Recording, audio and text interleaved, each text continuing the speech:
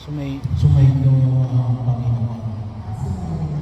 Ang mabuting balita ng Panginoon ayon kay San Lucas.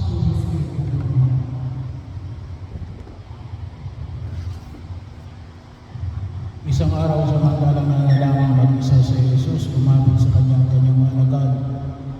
Tinanong niya sila, sino raw ako ayon sa mga tao? Sumagot sila, ang sabi ko ng ilan ay si Juan Bautista kayo. Sabi naman ng iba, si Elias kayo. At may nagsasabi pa, nabuhay ang isa sa mga propeta noong una.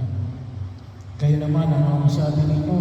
Tanong niya sa kanila, ang Mesiyas ng Diyos, sagot ni Pedro.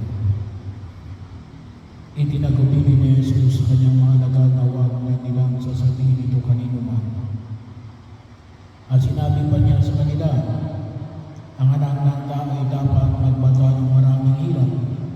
Itatakwil siya ng matatanda ng bayan, ng mga punong saserdote at ng mga eskriba. Ipapapatay nila siya, ngunit sa ikatlong araw ay muling mabubuhay.